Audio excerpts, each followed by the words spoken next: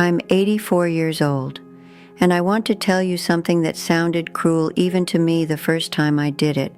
I stopped calling my children, not because I stopped loving them, not because I wanted to hurt them, not because I was trying to teach them a lesson. I stopped because my heart could not survive being the only one reaching anymore. And what happened after that changed my life. But before I tell you what happened, you need to understand how lonely a mother can become without anyone noticing. You need to understand how a woman can raise children, pour decades of herself into them, and still end up sitting in a quiet house wondering when she became someone they only remembered out of guilt. Because that is where this story begins, not in anger, in heartbreak. My name is Margaret. Last Thanksgiving, I set a table for 8 plates, 8 glasses, 8 folded napkins. I polished the serving spoons. I ironed the tablecloth. I took out the good bowl I almost never use because I was afraid of dropping it, and somehow it felt important that day to make everything look warm and full and worthy of coming home to. I cooked for 3 days: turkey, stuffing, sweet potatoes, green beans, pie, homemade rolls, the kind of meal that fills a house with smell and memory. The kind of meal a mother makes when she still believes effort can bring people back. Only 2 chairs were filled. Mine and my sister Jean's. She drove 4 hours because she knew. She did not say she knew, but she did. My daughter Susan called around noon and said traffic was bad. My son Michael sent a turkey emoji. A turkey emoji, that was all. Just a little cartoon bird where a sun should have been. Jean reached across the table and touched my hand and said, "They're busy, Maggie. They love you." And I smiled, because that is what women like me do when someone is trying to keep us from collapsing.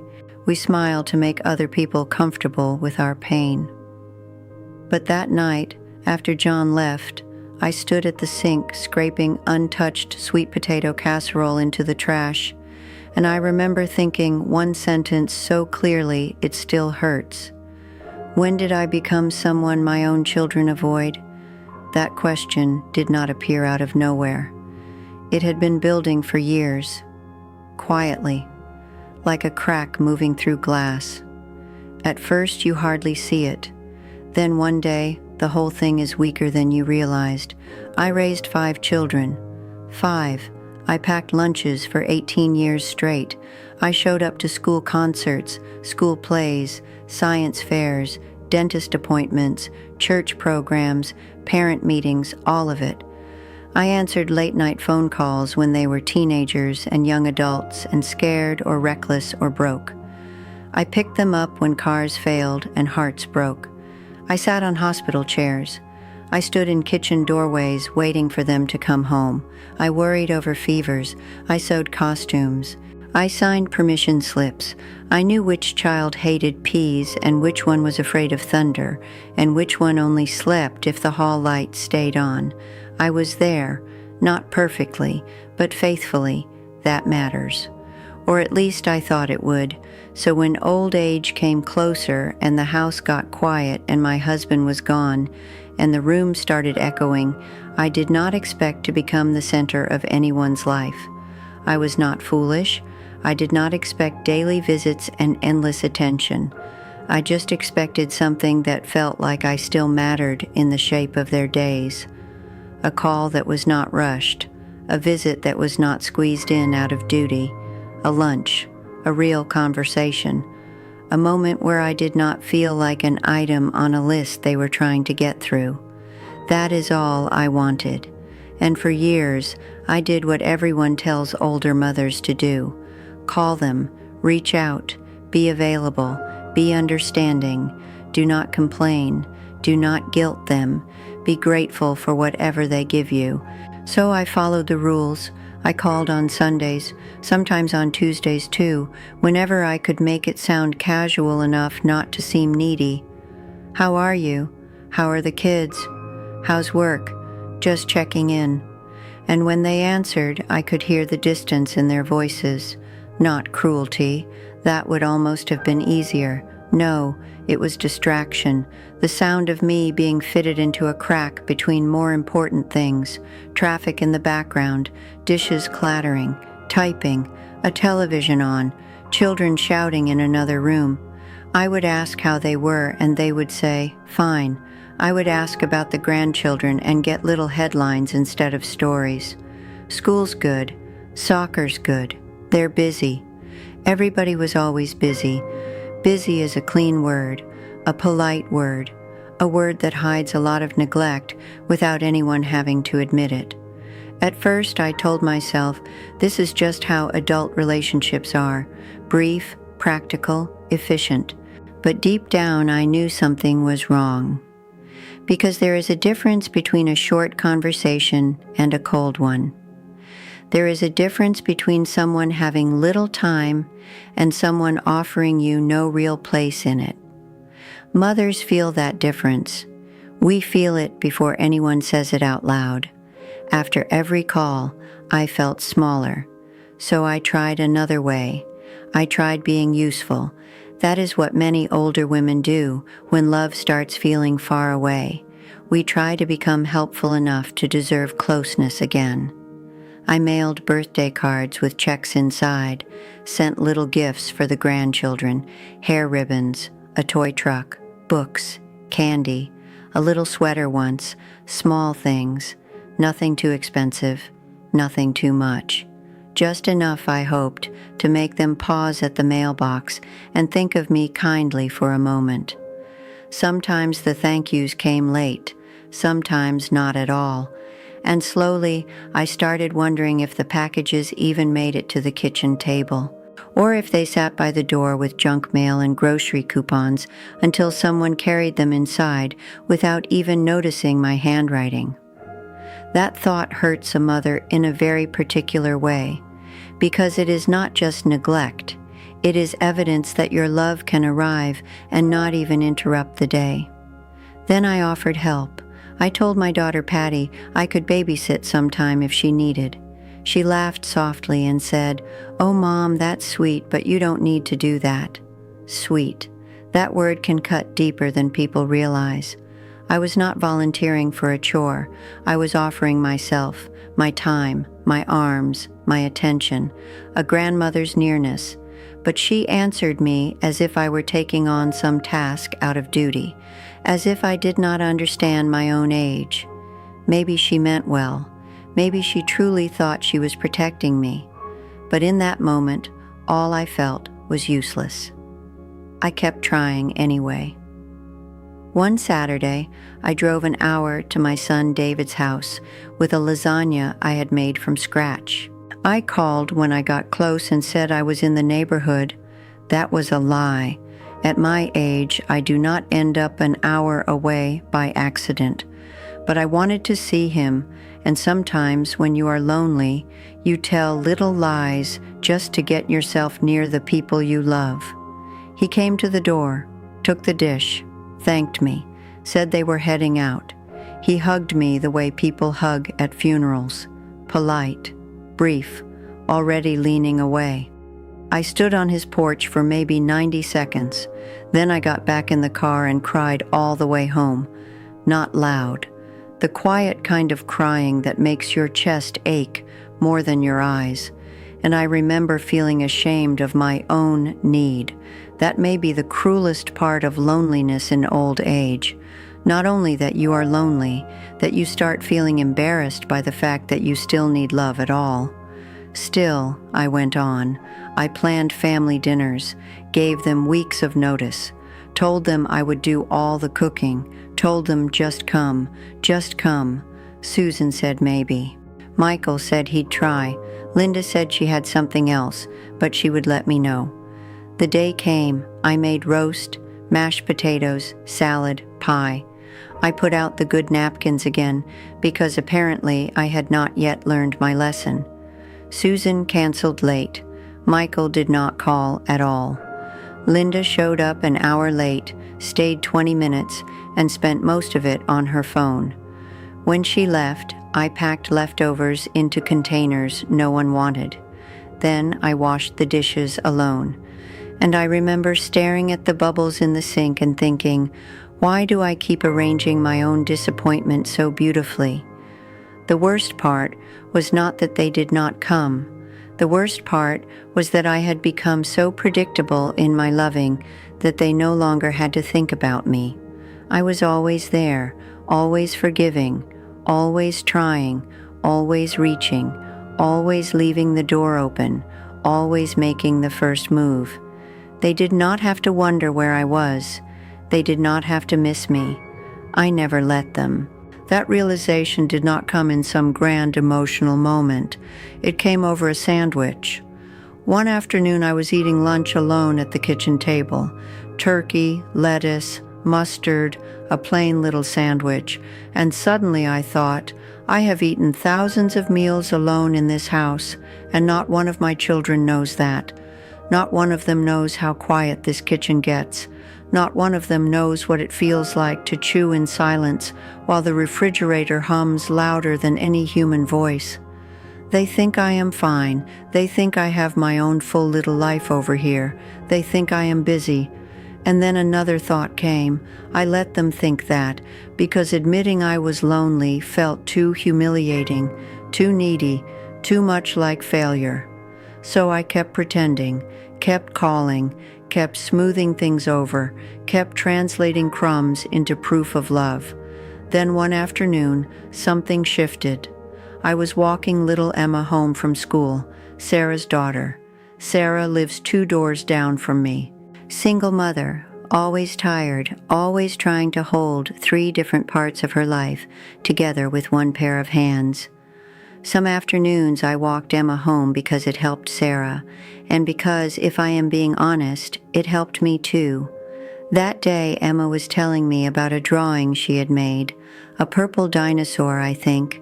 Children tell stories like dreams, half nonsense, half magic, and as we reached the corner, she just reached out and held my hand. That was all. No occasion, no drama, no guilt. No reason except she wanted to. We walked the rest of the way like that, her little hand in mine.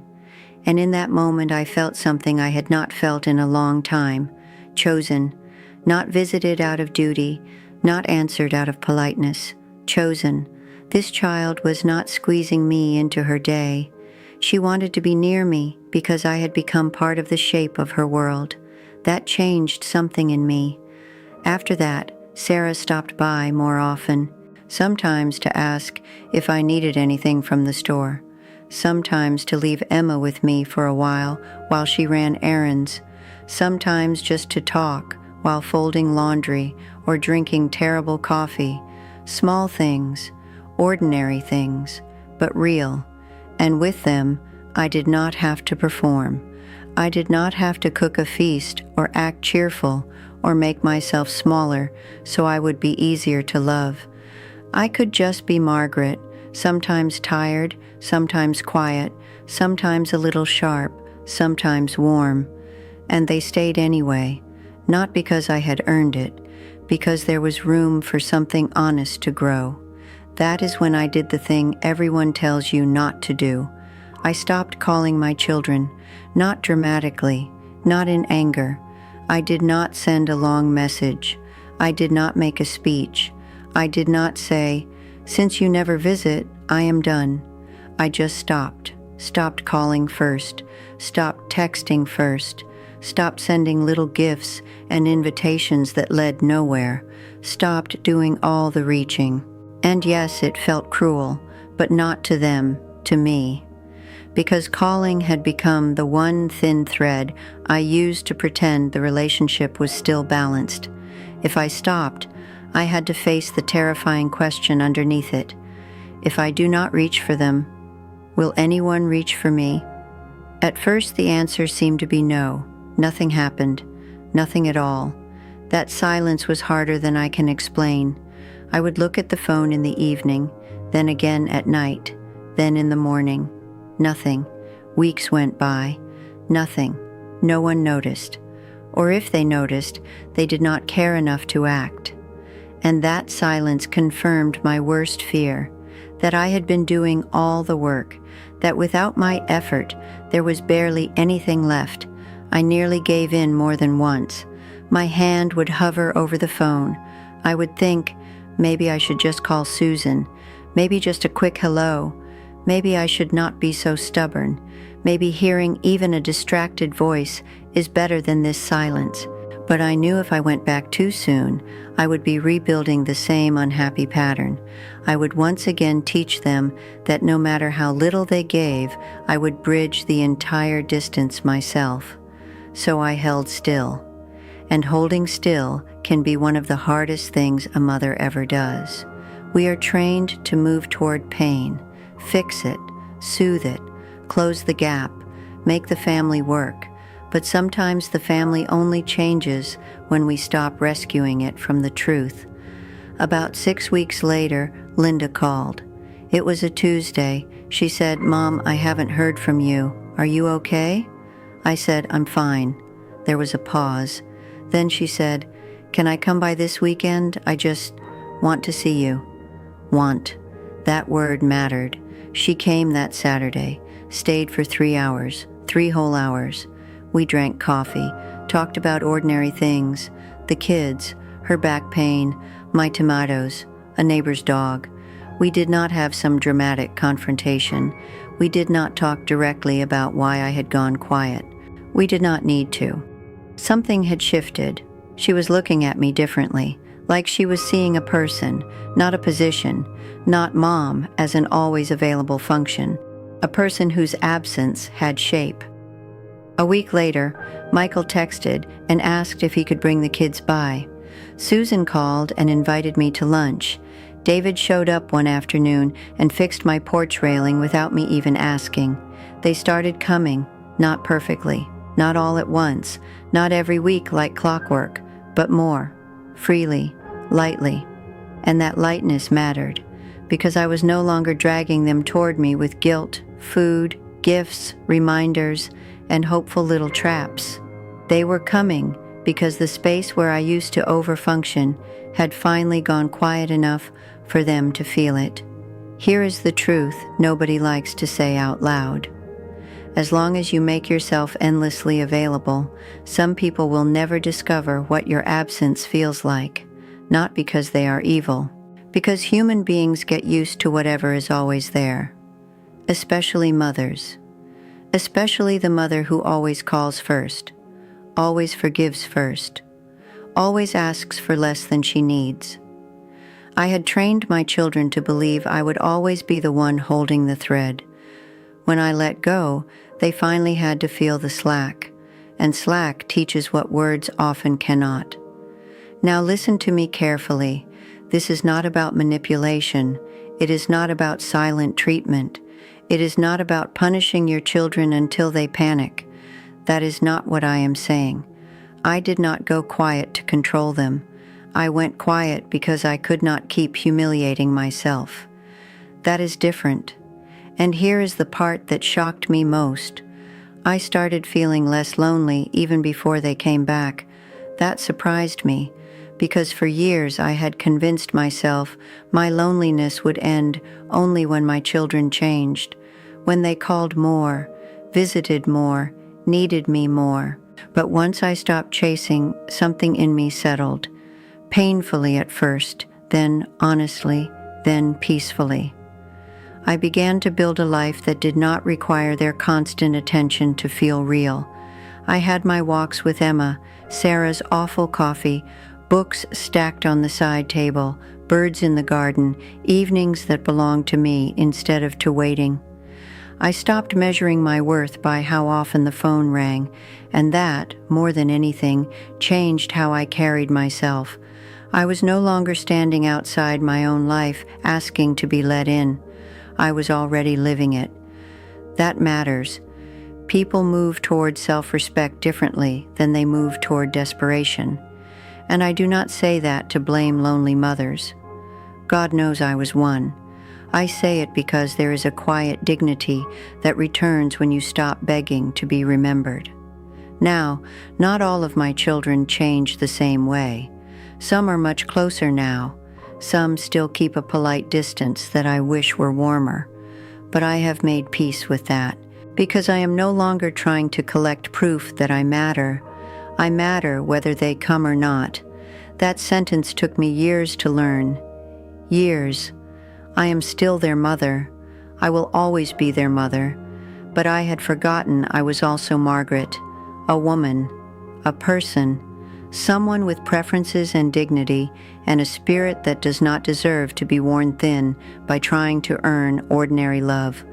My children do love me. I believe that. But love is not the same as attention, and attention is not the same as presence. For years, I confused all three. That confusion kept me starving. Now I understand better. You cannot force someone to want to see you. You cannot call enough to create real closeness. You cannot cook enough, gift enough, forgive enough, or shrink enough to make true presence happen. But you can stop making it so easy for them not to notice your absence, not out of cruelty, out of self-respect. And yes, there is risk in that. Some children will not come back the way you hoped. That is true. I will not lie to you. There is no trick on earth that guarantees tenderness.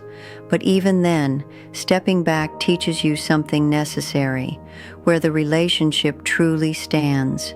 And painful truth is still cleaner than endless begging. At least truth lets you build a life around what is real.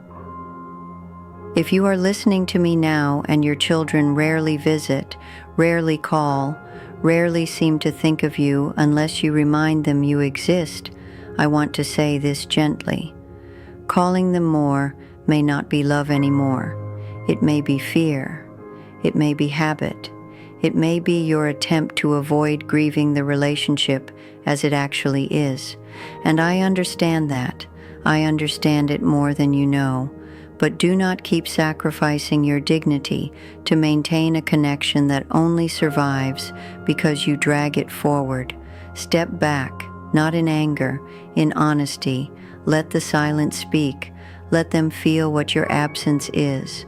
Let yourself see what grows when you stop performing the role of the mother who needs nothing and tolerates everything. And while you wait, build something real around you, a neighbor, a walk, a church table, a friend, a garden, a book club, a child like Emma who takes your hand because she wants to. Build a life that can hold you, because the deepest change in me did not happen when my children came back. It happened when I discovered I was still whole before they did. That is what saved me. Not the phone calls, not the lunches, not the visits. Those were blessings, but they were not the rescue. My self-respect was, I am 84 years old, and I am done translating crumbs into proof of love, done pretending that always reaching means we are close, done apologizing for the fact that I still need warmth. If the people who love you really love you, they will notice when you go quiet. They will wonder why. And if there is still life in that bond, some of them will come looking, not because you tricked them, because you finally stopped making it unnecessary. That is the truth, painful, simple, and in my case, life-changing. So yes, I stopped calling my children, and they started coming on their own, but the real miracle was not that they returned. The real miracle was that I found myself again while I was waiting, and that was worth everything. Thank you for sitting with me. Take care of your heart, and do not make yourself smaller just so other people can stay comfortable.